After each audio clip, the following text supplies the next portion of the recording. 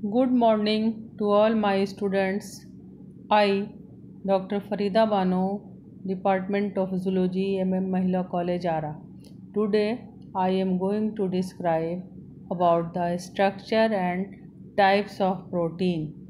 Most of you are familiar with the term protein.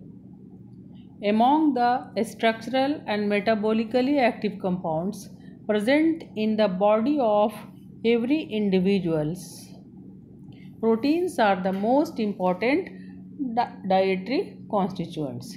These are the most complex substances made up of different amino acids. All proteins are compounds of carbon, hydrogen, oxygen, nitrogen, and some of them in addition contain sulfur also and phosphorus also. The name protein was first of all coined by Mulder in 1839 according to the Greek dictionary, which is of prime importance. Structure of protein. Proteins are made up of a large number of alpha amino acids and they are linked together through peptide bond. When the two amino acids are joined by a peptide bond, it is known as dipeptide. When three amino acids are joined, it is called tripeptide. And when more than three amino acids are joined, it is called polypeptide chain. In the formation of dipeptide bond, OH of one amino acid attaches with the H of another amino acid by releasing a molecule of water and a peptide bond is formed, and this is a dipeptide. In this way, dipeptide, tripeptide and polypeptide bonds are formed, and protein is nothing but it is a polypeptide chain. A long chain of amino acid is known as the protein. A polypeptide chain is also known as the protein. Now, in order to appreciate the properties of protein, it is very important to understand their chemical configuration very clearly, because proteins are usually very large molecules.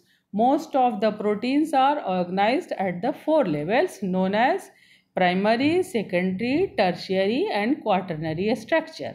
The primary structure exhibit the linear arrangement of amino acid forming the polypeptide chain. Except the peptide bond, no other forces or bonds are associated with the primary structure. This is the figure of the primary structure of protein. The secondary structure, the polypeptide chain usually does not exist in a straight manner because there are various molecular forces in the chain acting on each other.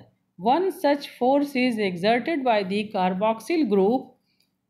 The oxygen of the carboxyl group shares with the hydrogen amido group, forming a hydrogen bond which partially twists the molecule. The hydrogen bonds can occur either between different polypeptide chain or within the same polypeptide chain. Consecutive hydrogen bonds coil the entire molecule in a spring-shaped structure known as the alpha helix. The helix has 3.5 amino acid residues per turn. Hydrogen bonding is characteristics of the beta pattern or pleated sheet structure. Here is the figure of alpha helix of protein and a beta helix of protein. Now the tertiary structure of protein. When a long peptide chain with or without a helix is coiled variously and folded on itself, the resulting three-dimensional structure is a tertiary structure. For the formation of tertiary structure, four types of bonds are responsible. These are hydrogen, ionic, hydrophobic, hydrogen bond, ionic bond, hydrophobic bond and disulfide bond. Here is the figure showing the four types of bonds in the tertiary structure of protein. Now The fourth and the last, the quaternary structure of protein. Proteins are said to possess the quaternary structure if they consist of two or more polypeptide chain united by forces other than the covalent bonds.